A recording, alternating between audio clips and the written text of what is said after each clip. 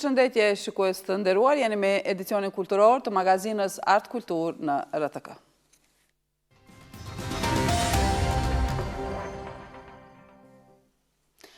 Në një botë ku suksesi shpesh matet me privilegje, ka histori që lindin nga mungesa që rriten me përgjegjësi dhe që fitojnë me forcën e shpirtit.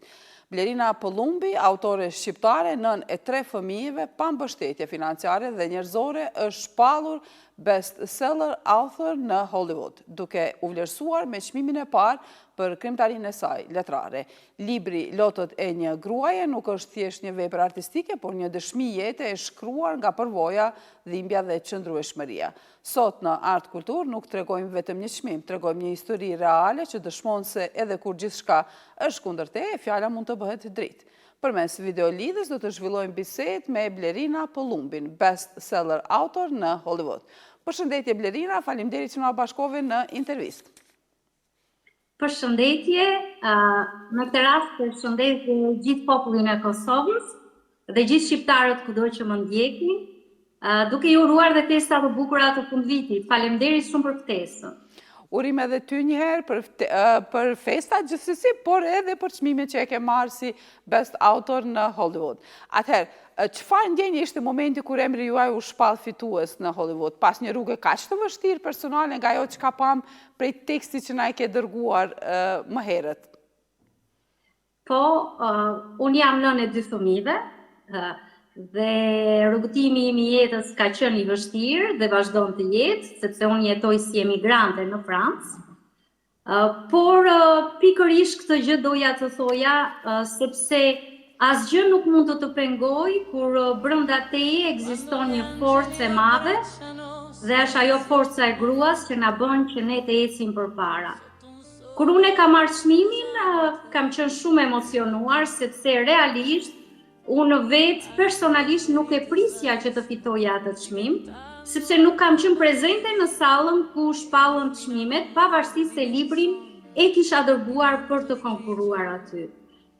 Mesazhi më ka ardhur natën vonë, që unë isha autore vitit 2025, çmim ky i dhënë nga International Impact Bookaward, dhe çmimi ju dorëzua përkthyesit të librit Lotët e një gruaje në gjuhën anglisht, Tears of Women në Shtetet e Bashkuara të Amerikës, që është zoti Kujti Majdari, poet, shkrimtar dhe ky, i cili ka qenë në sallë i prezent për librin e tij në versionin poezi, sepse libri im është roman dhe kyn në historitë e vërteta jete, por quhen ata e paraqita si fiction për të përgjithësuar të gjithë dhimbjen dhe vuajtjet e grave dhe nënave shqiptare kudo në botë.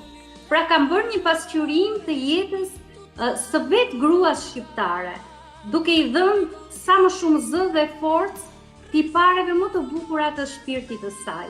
Dhe kjo ka qenë një surprizë për mua. Pikërisht këtu desha të dalë Blerina, Lotët e një gruaje është një titull shumë i fortë. Sa nga kjo vepër është rrëfim personal dhe sa universi përbashkët i grave, se pse fillove të na tregosh, por dua të futemi pak më në detaje. Libri është histori personale dhe gjatë shkrimit të librit, ajo që është e rëndësishme dhe që do doja ta jepja si këshill dhe për të gjithë ata që shkruajnë histori personale, është të zbulosh pjesët më të bukura të shpirtit tënd dhe të dashurisë që ti ke dhënë çdo ditë në njerëz. Unë e shija se pavarësisht dhimbjes, sfidave që kishte jeta ime, brenda e meje ekzistonte një grua e bukur që jepte çdo ditë buzëqeshje dhe dashuri, një buzëqeshje që nuk mungon dhe sot në studion tuaj, pavarësisht se brenda zemrës time ka shumë dhimbje, shumë lot, shumë rrëzime, por zbulimi pjesëve më të bukura të shpirtit të një gruaje, unë kam dashur ta sjell me këtë libër. Në përgjithësi, libri është 100% historia ime personale, në çdo fjalë të shkruar, por është shkruar me gjuhën e zemrës, pra është shkruar me gjuhën e një zemre shqiptare. Dhe unë jam krenare sot jo vetëm për veten, por për çdo grua si unë, që qoftë edhe një herë në jetë është rrëzuar, sepse rrëzimet e mia kanë qenë akoma më të rënda, por çdo ditë i thoja vetes, ti nuk je zë i parëndësishëm, ti je shumë e rëndësishme dhe një ditë bota ty do të dëgjoj. Jam e lumtur që bota më dëgjoj nëpërmjet dhimbjes. Dhe suksesi më i madh është ky, që njerëz të thjesht, të shtresave siç jam dhe unë, nënë e 2 fëmijëve që i kam rritur e vetme, mund të arrijnë dhe majat. Dhe këtë mesazh doja t'ja u jepja grave e vajzave nënave tona. Atëherë, Blerta, ne po e dëgjojmë, po i ndjekim pamjet dhe po e dëgjojmë një këngë të punuar nga ju. A është edhe kënga e kënduar nga ju dhe pse në gjuhën italiane? Unë pata një ofertë nga një grup italian, Giovanni, që quhen ata në Itali, dhe teksti i këngës është shkruar nga unë në momentet kur unë kam marrë titullin disa ditë më vonë, e punova këtë poezi dhe doja ta bëja një him për ta përfaqësuar vetëdhimbjen me titull Ëngjëjt që përqafojnë në heshtje. Duke i cilësuar të gjithë personat që më kanë përkrahur në rrugtimin e këtij libri, si ëngjëj sepse unë isha larg tyre, por gëzimin e kësaj fitore e ndjeja dhe përqafimet e atyre njerëzve në sallë, sepse salla ka qenë e mbushur me 500 vet, unë ndjeja urimet e tyre, ata më kanë marrë nga Messengeri me kamerë, dhe këtë poezi e titullova kështu, Ëngjëj që përqafojnë në heshtje.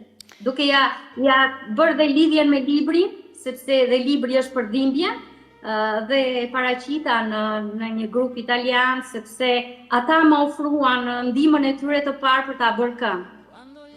Blerina, si ka ndikuar roli juaj si nënë e vetme në formësimin e zërit tuaj letrar?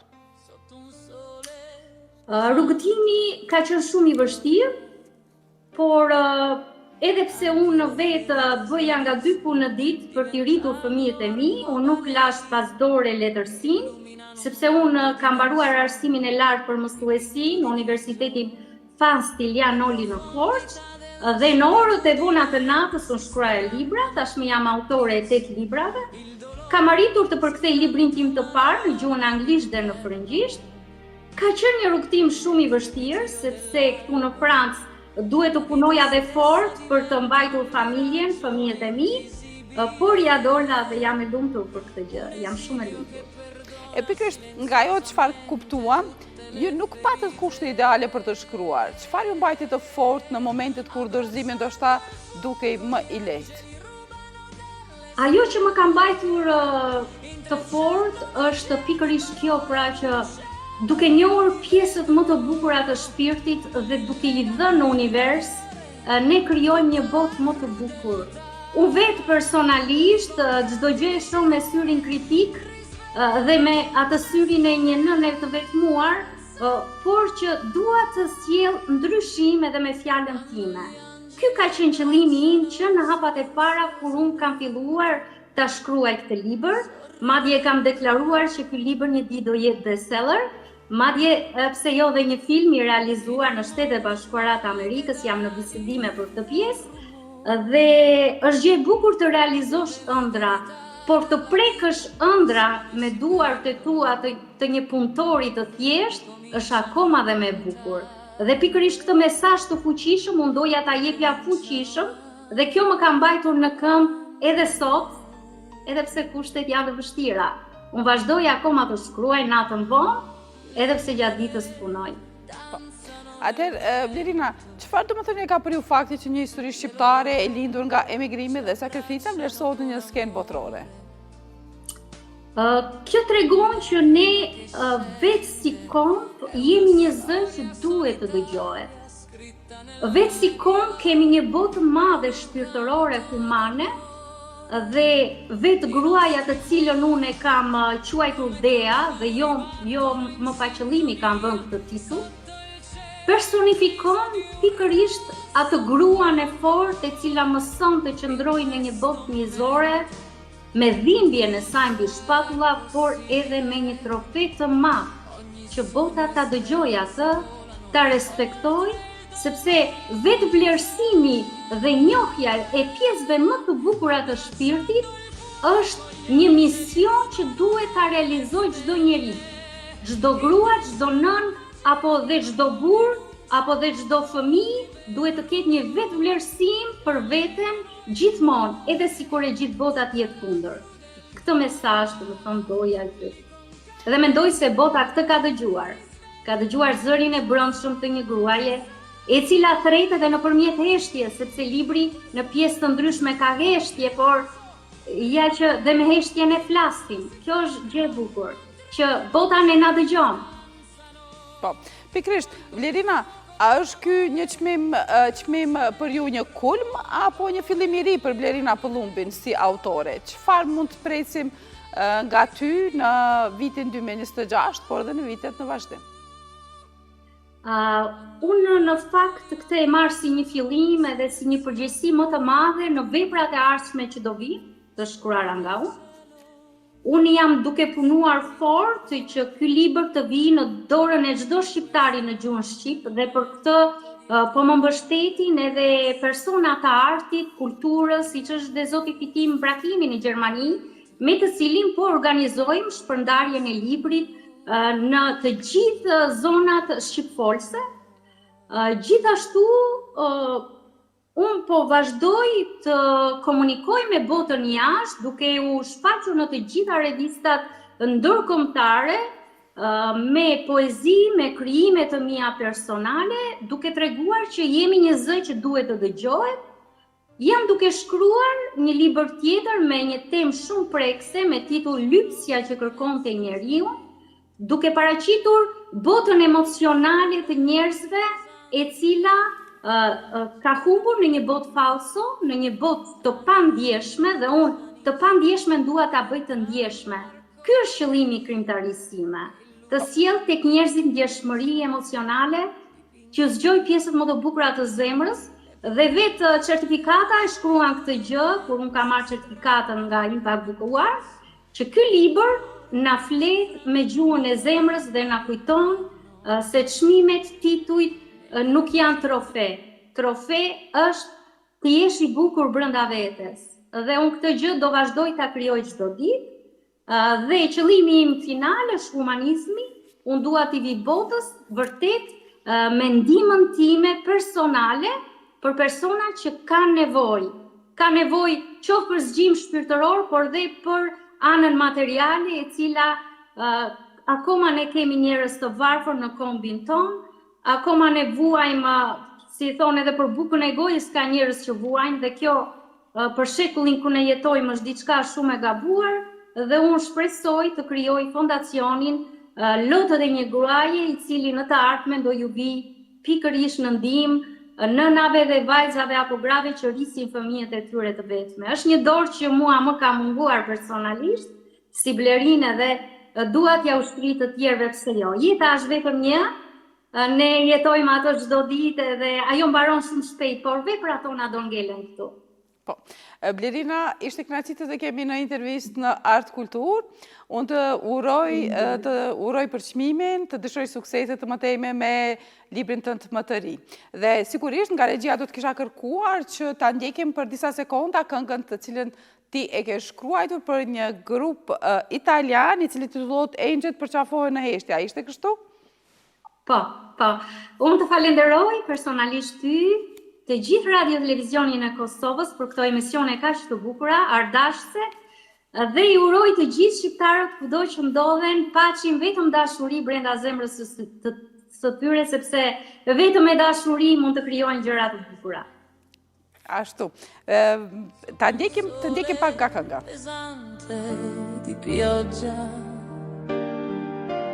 Anche le ferite svaniscono diventando arcobaleni che illuminano un mondo di menzogne dipinto di grigio. Le profondità della solitudine si strappano.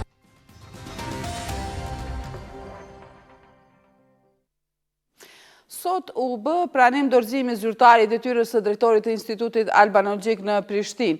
Ushtruesja deri tashme detyrës drejtoreshës së Institutit Albanologjik Meliza Krasniqi ja dorëzoi detyrën Naim Berishës, i cili sot nis mandatin e tij 4 vjeçar si drejtor i këtij instituti, thuhet në njoftimin e Institutit Albanologjik.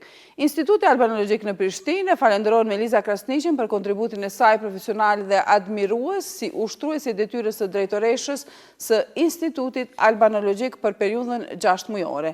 Zonja Krasniqi i dëshirojmë fat dhe mbarësi në projektet e saj profesionale dhe punën e saj kërkimore shkencore. Instituti Albanologjik në Prishtinë uron Naim Berishës kryerje të suksesshme të detyrës me përgjegjësi dhe kompetencë profesionale menaxhuese dhe administruese, thuhet mesjerash në njoftim.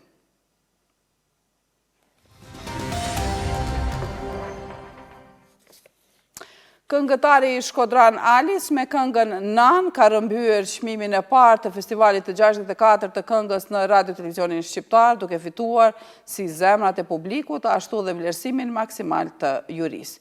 Ky sukses i siguron artistit të drejtën për të përfaqësuar Shqipërinë në Eurovision 2026, që do të zhvillohet në Vjenë të Austrisë. Performanca e Alis u veçua për potencën vokale të jashtëzakonshme, interpretimin unik dhe një mesazh universal për dashurinë, duke bërë këngën Nan të prek publiku në mënyrë të veçantë. Emocioni dhe energjia që Alis transmetoi në skenë krijuar një moment të paharrueshëm të natës finale, i shoqëruar me ovacione dhe duart trokitje të gjata. Çmimi i parë i dorëzua Alis nga kryetari i jurisë së festivalit të këngës Ram Lahaj. Në total, Alis grumbulloi 152 pikë nga kombinimi i votave të publikut dhe pikëve të jurisë. Në vendin e dytë u rendit Ines Neziri me 102 pikë, ndërsa Sheila u pozicionua në vendin e tretë me 93 pikë. Fitoria e Alis konfirmon edhe një herë rëndësinë e festivalit të këngës si gara më prestigjioze muzikore në vend, që promovon talentet shqiptare dhe jep mundësi një artistit të shndrohet në ambasador të muzikës shqiptare në skenën më të madhe evropiane.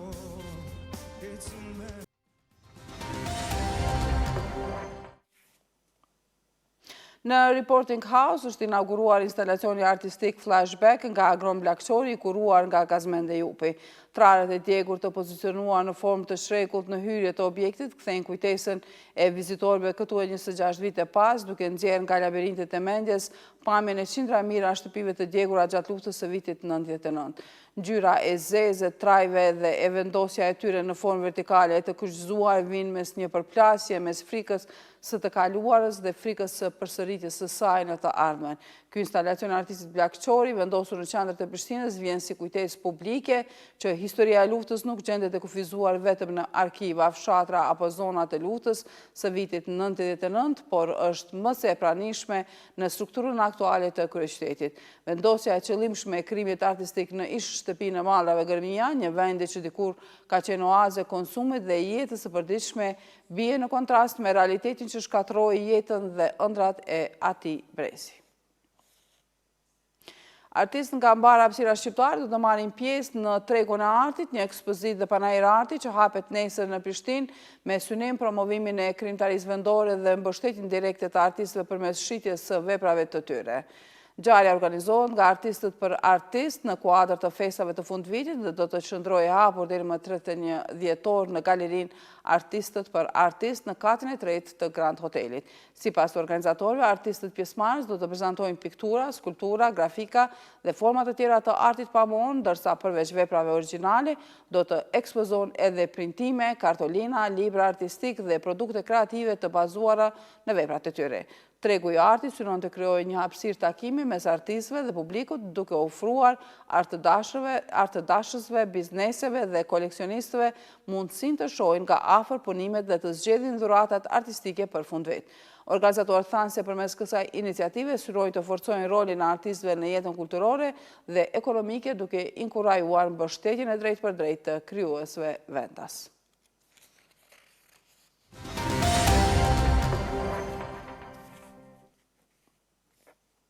Ram Lahaj International Opera Festival ka bërë të ditur se më 23 dhjetor nga ora 19 në Katedralen Nën Tereza në Prishtinë, kori dhe orkestra e fëmijëve Amadeus do të mbajnë koncertin e fundvitit. Jemi shumë të lumtur që njoftojmë se festa jonë e fundvitit, ku fëmijët sjellin magjinë e skenës, tashmë ka lokacionin, datën dhe orarin e saj. Këtë vit tingujt shumë ngjyrësh të festa do të vinë për ju nga kori dhe orkestra e fëmijëve Amadeus, thuhet në njoftim.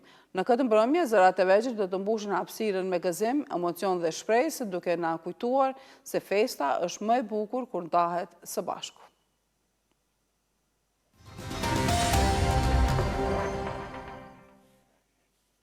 Javët kulturore ndërkombëtare dhe platforma Kultur Alb 2025 u mbyllën këtë javë pas një edicioni 4 mujor që solli në Shqipëri artistë dhe aktivitete kulturore nga e gjithë bota, duke përforcuar profilin e vendit si një qendër në rritje e dialogut kulturor ndërkombëtar. Sipas Ministrisë së Turizmit, Kulturës dhe Sportit në Shqipëri, edicioni 4 përfshiu 22 shtete pjesëmarrëse, përfshir 5 vende që morën pjesë për herë të parë me gjithsej 428 artistë dhe mbi 260.000 pjesëmarrës në aktivitetet të organizuara në disa qytete të vendit. Ngjarjet u ushtrin nga Tirana në qytete të tjera të Shqipërisë, duke përfshirë shfaqje teatrore, koncerte, ekspozita dhe performanca tradicionale bashkohore me synimin për të nxitur shkëmbimin kulturor dhe bashkëpunimin artistik ndërkombëtar. Autoritetet shqiptare thanë se programi ka shërbyer si një platformë për bashkëpunime afatgjata mes artistëve vendas dhe atyre ndërkombëtar, si dhe për promovimin e trashëgimisë kulturore shqiptare në skenën globale. Për të mos humbur asgjë nga lajmet, më të fundit, na ndiqni dhe na përqeni edhe në rrjetet sociale aty ku informacioni vjen shpejt dhe sakt. Mos harroni, jemi gjithmonë live në rtk-live.com. Të nderuar shikues, ne këtu e përfundojmë magazinë Art Kultur. Ju faleminderit që na ndoqët, mirupafshim nesër.